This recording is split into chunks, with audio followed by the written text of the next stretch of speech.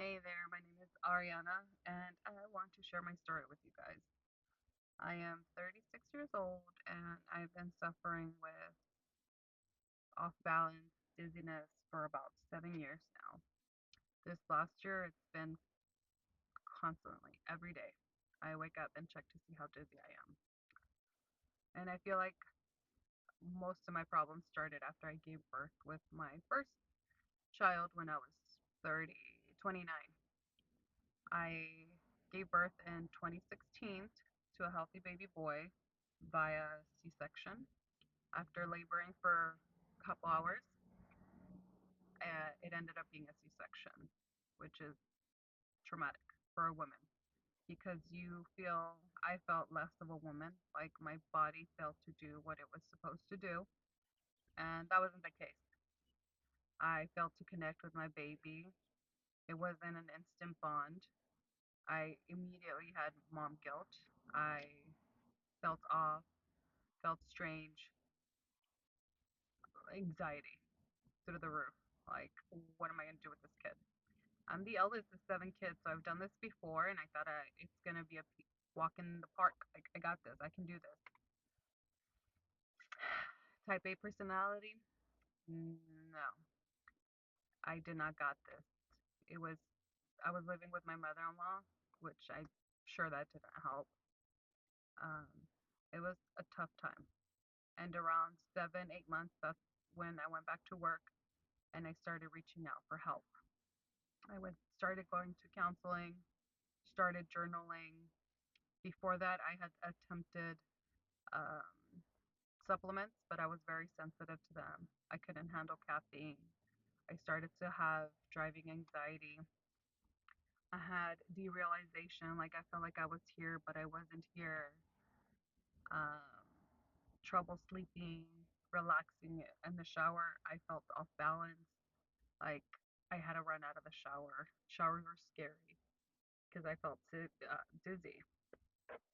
Um, in 2017, my husband also failed nursing school, and that was a big blow to our plans. Type A personality, and I was like, I'm the primary breadwinner, so now I have to keep doing this for longer. God knows how much longer. And I'm supposed to bond with this baby and raise this baby, but I'm working, and it was just not healthy. But the counseling helped me address some of my worries and concerns. It was helpful, and I went through a support group as well. New moms should definitely connect with other new moms because it helps bring a lot of Me Too moments, and I failed to do that. Sorry, the only place I can record quietly is in my car, but apparently not that quietly. This happened, and I felt this way until my son was about 2 years old. During that time, I also found the Dare book, which is very good for managing your uh, anxiety symptoms because anxiety is an alarm ringing in your body, but your body has fires in it, and you need to address those fires and put them out. Fast forward 2 years, I went back to work to a toxic workplace. It's a lot of girls, a lot of bickering, and it wasn't healthy to say the least. And I started noticing I was getting more allergies, more sinus problems. Um, Overall, my life was just moving along, coasting along. I needed extra money because I was part time.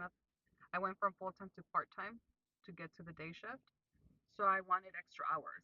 And I found a second job. And in November 2019, I was working two jobs. The second one was at a cancer hospital. And I was already a few months pregnant. And that was a lot for me because I am an empath. So working with cancer patients took a toll on my emotional well being. I was working 9 days straight sometimes. Towards the end of my pregnancy, when I was working both jobs, my dizziness came back, but I just thought it was allergies. I started getting driving anxiety.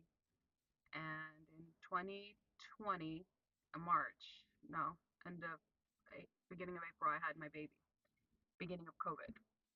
And I did not have a doula. This time I wanted to do a VBAC, a vaginal birth after a cesarean, and I did accomplish that. My doctor was really nice. He worked with me, and I had a beautiful birth, much better than my first. My first was very traumatizing, and the second one was much easier. I breastfed. I had trouble with him latching on, but I did that with all the other ones too. So breastfeeding is always a challenge. It's not easy for moms. So I had no postpartum anxiety for my second one. I went back to work after 6 months to both my jobs, but I quickly realized with two kids at home, that's just not possible. I'm just too much of a worrier. Like, we got bills, we have this. My dizziness started to come back, and I started to get sinus problems, sinus infections, allergies. I went to a chiropractor because I also had anxiety, just in general. Like, it was just relentless anxiety. I tried acupuncture at work when I quit one job, the newest job, the one at the cancer hospital. I stayed at my old job because I already knew that place and I knew what to expect. I started taking naps during my lunch, and that seemed to help a lot. And I stayed that way for a while. So then in 2021, in about January, I the dizziness was just at work. It was horrible. Like, I'm a healthcare worker. I'm an ultrasound tech, and I need to be all there for my patients. Like, so I went to go see an ENT, and he said did a CAT scan. He said everything looked fine, but I did have uh, swelling in my sinuses, and he suggested we do a turbinate surgery. And I said okay, but I walked out and I told my husband, should I get a second opinion? He's like, for sure. So we went to get a second opinion, and he said the CAT scan looked fine. He recommended I started allergy shots, immunotherapy. So we started that, and he wanted to schedule an angio balloonoplasty to help with my sinuses. Um, and I started doing nasal rinses, all kinds of medications and sprays, and nothing seemed to help. And in February, I had to go on disability due to the dizziness and the anxiety. I was just so dizzy. I couldn't drive. I couldn't function. I have two kids at home. And again, that Dare book would help me through anxiety to like lessen the symptoms, but it didn't heal my anxiety. Fast forward to April, I went back to work only to find out that I was pregnant with my third, and the dizziness was still there, strong, holding on. I was a little bit terrified because my husband was supposed to start his second nursing program that month as well. So I worried and I was like, what are we going to do? How are we going to do this with three kids? Just fear, like what ifs, what ifs. And about when I started getting OB care, at around 14 weeks, I had to go on leave because I was so dizzy, I couldn't function. They ran ferritin tests because I kept looking for answers like, oh, why my dizziness? And apparently I had low iron, low ferritin. And I knew I was anemic when I was a child, but apparently you get depleted after kids, they take a lot of your nutrients. And that's why you should wait to have kids, not have them back to back because they will steal a lot of your stuff. My symptoms were dizziness, fatigue, brain fog, restless legs, trouble sleeping, and I had to go on disability. And this whole time, God was taking care of me because I had worked those two jobs before. So financially, we were good because I was covered. I had trouble um, driving, cooking, cleaning, but God, I held on to God and He was there. He always showed me He was there. So yes, I wasn't able to cook or clean because of the dizziness. I was so scared to fall on my tummy and hurt the baby that I had to hire a cleaning lady towards the end of my pregnancy. And at the same time, my kid was in TK, my oldest. he started having trouble at school, and that gave me anxiety too because he was acting out, a new kid to the family, which is something normal that kids do. So now we're in December 2021. I gave birth to a healthy 7-pound baby boy. Be back again. I felt so good. Trouble breastfeeding again. Again, it's not easy for moms to breastfeed. Each kid is different. So I had to get classes for lactation to help them latch on. Those nipple shields are very, very, very convenient if you're a struggling mom with breastfeeding. Those help. So 2022, I had no postpartum anxiety with my third or my second, and my dizziness was there. I was working upping my ferritin levels and my iron, my B12, making sure I took all my vitamins to make sure I was good. And in March, when I was due to go back to my old job, they told me I had to come back to the evening shift. I worked 6:30 a.m. to 2. They told me my new shift would be 3 to 11 p.m. And I said no, thank you. I called the lawyer, pregnancy discrimination, and I said goodbye to that job after 16 years. I had been there since I worked in the kitchen. I was 16 when I worked. Um, I had been there a long, long time. And in June, when my disability was over, my baby bonding, I started to do travel ultrasound. And I hit up New York with my kids. My sister lived there at the time, and the pay was great. It was 3 grand a week. If I stayed in Southern California as an ultrasound tech, you have to start at the bottom. You have to do crazy shifts. You have to do you have to work your way up. So travel because of COVID was paying very well. I'm sure you've heard of nurses that made bank during COVID. So at 2022, it was still paying really well. Um, the living situation didn't work with my sister, so I had to come back, send my kids back. My husband was working, going through nursing school, and watching the kids while I provided for us. My dizziness was there, but I was able to work through it. My job, my coworkers were nice, they were amazing. I flew back every 2 weeks to see them. And then I finished my contract June, July, August. So end of August, so September I took off. And in October I took another travel job in here by the beach in Southern California. It was a dream job, Marina Del Rey. And it paid really well again. We lived in Inglewood.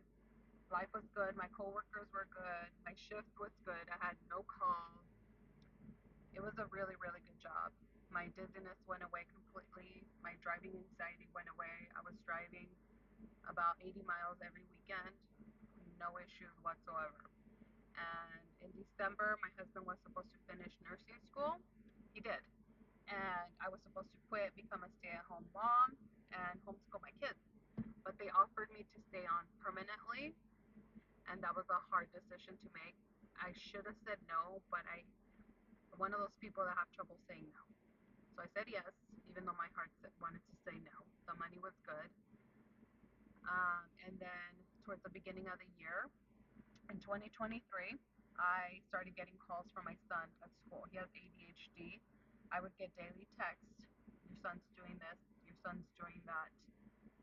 Coupled with, not eating well, not eating, drinking a lot of caffeine, not enough water, my dizziness started coming back. I thought it was sinus pressure, and it was bad. It came back with a vengeance, like within a matter of days. I was not in a good place. I hit up the urgent care. I was so dizzy, but I wasn't anxious, which was the weird part. My blood pressure was fine. I was walking to places, and I was just so dizzy. And I could have chose to go on leave, but my heart was telling me to just quit. So I quit in April, and I just couldn't do it anymore. And I waited for June for our lease to be up over there, and we moved back to the Inland Empire to where we're from. While I waited there in May, I saw a dizzy doctor, and it spent about $2,000 for her to tell me that I had vestibular neuritis and or vestibular migraines that could be triggered by food. She said to watch what I eat, to take magnesium, which I already did, to take to be careful on what I eat, and to do some physical therapy with her, which would cost me about $300 each visit, which I couldn't afford. And I told her thank you, but that's all the help she provided for me. Um, I kept trying to do the physical therapy at home. It really didn't help. We moved back in June, and in August, I started homeschooling my kids, my older two, and I tried to do another travel job that was a short term, like a 4 week assignment, and I had to end up quitting after the first week because of the dizziness. Like it just wouldn't go away. I had this crazy brain fog, the fatigue, like just keeping my eyes open was so hard. The dizziness drains you. And there's a book called A Victory Over Vestibular Migraine that tells you that a lot of people go on thinking they have sinus problems, when in fact it's their brain stuck on flight or fight mode. This whole time, uh, since my sinus started, I lost my sense of smell. I know it wasn't COVID because I've had all the symptoms before COVID. A lot of people want to blame somebody, something. It wasn't COVID. And so you get a lot of, I feel like your brain swells up, everything goes like, so your brain's trying to tell you like there's stuff going on. You got stress going on. You got to address the problems. You got to let go of stuff. You can't handle everything. So in August, September, October, I started doing like a candida cleanse because when I went, when the dizziness came back this time in March, April, I did 3 rounds of antibiotics because that's what we thought it was, a sinus infection back to back, which never helped, honestly, the antibiotics. So I felt like my stomach needed a cleanse, and I felt like I had a little bit more energy after that. I was getting monthly massages, which didn't help. I was still very dizzy, and I could not relax through any of those massages. And in March of 2024, January to March, I started eating better, exercising, but I was still dizzy. Like I just wanted something to change, so I was trying anything under the sun. And in April, I took a on-call job. March, April, I took an on-call job, which I'm on call 3 days out of the month. And if they need me, they call me. But if they don't need me, then I'm just on standby. And in April, God shined his light on me. I always held on to him. I always felt his presence. But I always wanted to keep control. I found this book that confirmed my symptoms. Victory Over Vestibular Migraines. I recommend it. It's a very good book to help reinforce that you're not crazy. And in the book, I found the cephalai device, which I will link below. That has helped me. It massages and stimulates your vagus nerve, which I felt it wasn't instant. I've been using it for almost 2 months every day, and it's been amazing. Um, I found the Steady coach on YouTube. She's been amazing. Acceptance of I'm dizzy. Accept that you're dizzy and embrace it. And it's actually working. My anxiety and my dizziness is dissipating. I'm 90% better. I'm able to function, think clear. And she talks about acceptance and being mindful and just being here right now. Stop worrying about the future. There's nothing you can do with worrying other than get yourself sick. I started journaling, which helps. I started to love people from far away. Other people call it boundaries, but I don't like to set boundaries or cut people off because I feel like that sounds negative, and you um, will find ways to like avoid these people. Like I'm not trying to avoid anybody in my life. I'm just not going to engage. So yeah, I loving people from far away. I also started seeing a therapist, first generation Latina like me. So we connected instantly. It was awesome. Worked on some childhood trauma. Um, Letting go of stuff. I'm the oldest of seven, so I'm always trying to fix my problems, old problems that are not mine. And I have been letting go of that. My mom's problems at her house are her problems are not mine. I have my own problems to take on here, and I have to learn to let go. These are fires that I'm putting off, and my anxiety disappearing because I'm no longer trying to control everything. I'm not trying to compare myself to anybody on social media. Social media can give us bad anxiety and health concerns because it gives us so much information that you're like, oh, don't eat that because it gives you cancer. Don't eat that. Your kids will get this. You'll get sick. And you're just trying to go through life not getting sick, not getting cancer, not doing this, but you also don't, you go through life not living. And I realized that I started driving again these last 2 weeks. It's been amazing. This last whole year of suffering, time moved so slow. I couldn't wait for 7, 8 o'clock to put my kids to sleep because I just couldn't function. I would wake up, homeschool them, feed them, make dinner, take a nap, and just exist. I was just existing and I wasn't living, and it was a sad time in my life, but I refuse to give it any more time. And I keep moving forward, and I hope this can help other people to move forward with their lives. The best advice I can give you is find yourself a therapist, a good one that you like. Sometimes you have to try a few. The Cephalai device, it has a 90-day return window. So if you don't like it, if it's not for you, you can always return it. With journaling, it's very, very important. You let out all your emotions. And being mindful of just living in today, practicing today. If you're eating your food, enjoy the texture, savor the flavors. Um, and yeah, I think this video has been long enough, but I hope it helps somebody with your sinus problems. Maybe your journey's like mine, maybe it's not. I'm sure there's people that actually do have sinus problems that are caused by other things,